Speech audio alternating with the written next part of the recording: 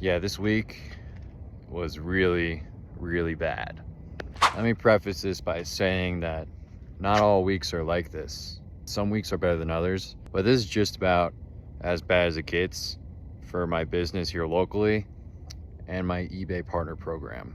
If there is a silver lining in all this, I'm being as completely transparent with my mistakes as humanly possible so that you guys don't have to make them. Because there are mistakes in this business and it's not all sunshine and rainbows all the time. I'm going to tell you every mistake that I've made so that you guys don't have to make them. And if you do make them, I'm going to tell you how I'm fixing everything, because it's a lot of fires being put out right now. Problem number one. This video right here, I sold a Wolf range for $5,499. I paid $1,400, so my total profit was $2,603. Now, that's all great. However, it got damaged in shipping. We made a mistake when shipping it. We put it on a plastic pallet. Plastic pallets are supposed to be rated for 2,500 pounds. Well, apparently this one wasn't. This range weighs about 700 pounds. We put it on there. It was great before we shipped it. And then it got all the way up to Montana and it fell through the pallet. So it caused the skirt to break, caused two legs to break. So this is how I'm fixing it. Parts alone to fix this unit are $400 between the two legs and a brand new skirt. So hopefully I don't have to pay for that, but in order to fix it, I called every appliance repair person in the town of where this item was sold. I had one guy who got back to me and said, yes, he can work on it. I sent him the photos and I connected this appliance repair person to my buyer. So they are figuring it out. Once the appliance repair person fixes the unit, he will be invoicing me and I will be refunding the buyer the cost of the damages being fixed. It can go one of two ways. First way is it's a super easy fix and it only cost me $80 for a quick service fee, quick service visit. Option two is it goes really bad, where both legs need to be replaced, the skirt needs to be replaced, and he finds extra damages that could end up being thousands of dollars and just eat our whole profit. That would really suck. I'm hoping it's option one. We will just have to wait and see, but that's not it. There's another problem. Second issue is with a soft serve ice cream machine that I sold a couple weeks ago. Paid $1,000 for it. It sold for $3,500 free shipping to a chain restaurant in Indiana. I kind of had a bad gut feeling about this immediately from the start, and I should have trusted my gut. This ice cream machine was in like a bodega. It was just covered behind shelves. It was just stuck in a, like, it looked like it's been stored for years. And a little note about soft serve ice cream machines, they're like car engines. The more you use them, the better they work. And that's something I just found out. I found that after I sold it. So this thing needs to be serviced because it does not get cold. I'm assuming it's just the Freon not being in there, or hopefully it's not something worse, but that's not it. When this item was shipped, it had 4 wheels, one on each corner of the machine so it could roll around smoothly. When it showed up at the buyer, it had 2 wheels, which is not good because then that means they cannot move it easily. So we got some issues there. So in order to solve this problem, what am I doing? Well, the buyer asked for a return, and I do not want to deal with that because it means that the buyer has to ship this unit back to me. And if it's broken, I don't want it. I'd rather just lose the money. So in order to hopefully decrease my loss, I offered to cover the cost of a service. So Taylor brand has specific mechanics that work on machines.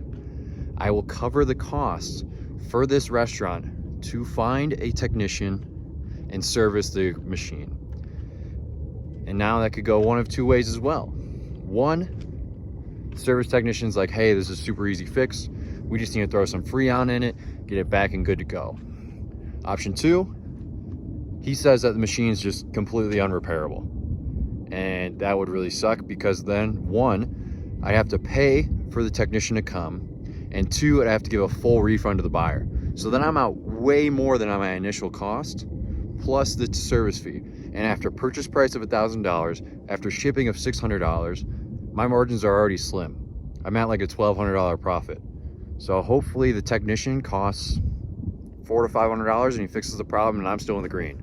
Worst case scenario, he can't fix the problem and I'm in the major red between cost of goods, shipping, refund, and service charge. So I'm really hoping I can get that figured out. And then to just pile it on even more with the amount of shit that I've been dealing with, I have 2 eBay accounts. One for my local business here in Denver, one for my reselling consultant eBay partner program. Well, my eBay partner program account is restricted, meaning they won't send me my money because of a few things. I think the main reason that they're questioning my account is because I'm uploading shipping from all over the country now, whereas for the 3 years that my account's been in order, I've only uploaded shipping from Colorado. Now that I'm uploading shipping from DC and Tulsa, Oklahoma, and New Jersey and Connecticut, they're really questioning my authenticity as a seller. And so here's what they need. One, they need my ID, a bank statement, and proof of original invoices for some of the countertop ovens similar to the Turbo Chefs that I've been selling through partners. But the main issue is I don't have the original invoices. So I am trying to explain to eBay that everything I purchase is purchased pre-owned from Facebook Marketplace. I've sent them screenshots of conversations. I have sent them screenshots of listings. I have sent receipts, paper receipts that I get at the point of purchase. And still, nothing is working to get my account unrestricted. And the worst part is, I cannot talk to these people. I try calling eBay. They can't help me because this is a different department in eBay and these guys don't have a phone number. So I make a response and I hear back 24 hours later. So for the last 7 days, I've been dealing with this, with getting a response once a day. And that's just not fast enough because I have partners to pay. We've made 2 sales and I cannot pay partners, which the money is due on Wednesday, until my account is unrestricted.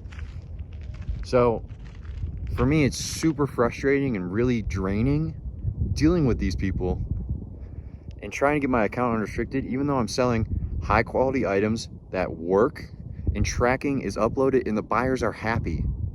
Every single buyer is happy. So I have no reason why, or no idea why eBay is restricting my account, because I'm providing a good service to eBay buyers. And all they're doing is hurting me and my partners. So for now, I have some serious thinking to do. Thought 1 is, do I even continue doing luxury appliances and restaurant equipment? And I think if I do continue to do it, it needs to be better. 1, I need to be able to test my items before selling them, because it's a lot of stress not being able to test these units and just relying on the seller from Facebook Marketplace saying they work, because not all the time they're truthful and it's hard to rely on that. So a couple ways to go about that. 1, I only buy stuff that I have the facilities to test, or 2, I upgrade my facilities, which means upgrading expenses and really diving all in. And then I have the idea that, you know what, I was able to buy a house flipping electronics, EV chargers, GPSs, radios.